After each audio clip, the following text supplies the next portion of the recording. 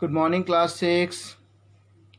I am Anil Bhagat, your science teacher from Modern International School, Hiswa.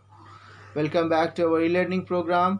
Today, in this video lecture, we will discuss about chapter 12, that is electricity and circuits. And today, we will discuss about electric circuit. So first of all, we know that electricity means flow of charges. When flow of charges will occur, it means electricity. But this flow of charges, that is called electric current. So everything which will flow, they need a path, they need a way to flow. If barrier is there, they are not able to flow. So they need a proper path to flow. So the path along which or along within these charges will flow is called the electric circuit. Again I am repeating, the path along within electric current can flow is called electric circuit. In the environment, there are too many factors which affect the flow of electric current.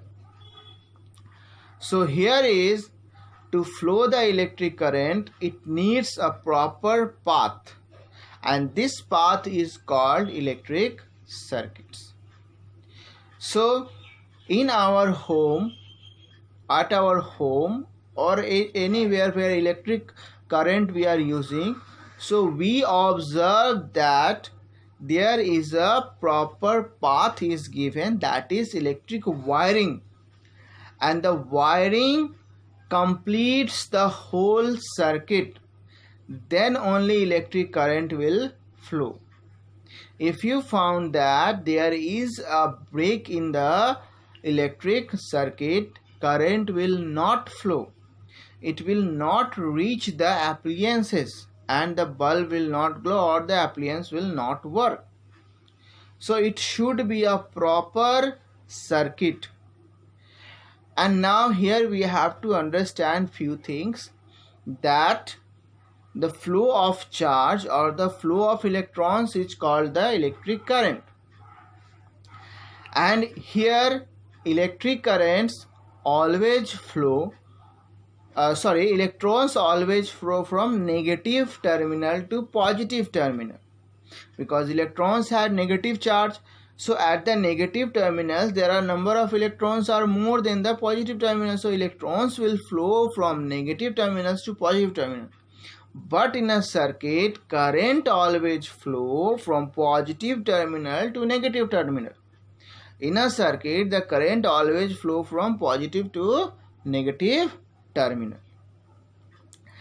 And now here, to make a proper electric circuit, we need wire, we need a power source, that we can use a dry cell, and any electric appliance. Here we normally use a bulb to test that electricity is flowing in the circuit or not. So a power source, that is a dry cell, a path, that is electric wire, and a bulb. So through this we can form an electric circuit. In that circuit, we may use a switch or may not use a switch. By using a switch, we can control the flow of electricity. But if we don't use the switch, it means once we allow the electric current to flow, it will keep on flowing till the cell is not discharged. Means till the cell has power, the electric charge will continue flowing. But once the cell is discharged, it will stop. So here is the thing, electric circuit is the path along within current will flow from positive terminal to negative terminal. And if there is a small break also in the circuit, current will not flow. Suppose you prepare a circuit and you just add the terminals to the power source, but still you are not able to get the current, that is the bulb is not glowing. So why the bulb is not glowing? You observe everything, that okay, my power source is okay, that is dry cell is okay, my conducting wire is also okay, but you forgot to check the bulb, that is the bulb, the tungsten wire is broken, that is the filament in the bulb is broken, so it will not glow because circuit is broken because of the filament of the bulb. So in this way, to make a proper electric circuit, we have to check everything. We have to check everything, that is which part is not working properly. And if every part is working properly, we are able to get a proper electric circuit. So class, I hope you are able to understand about electric circuit. If any problem, ask me. I will help you class. Have a great day.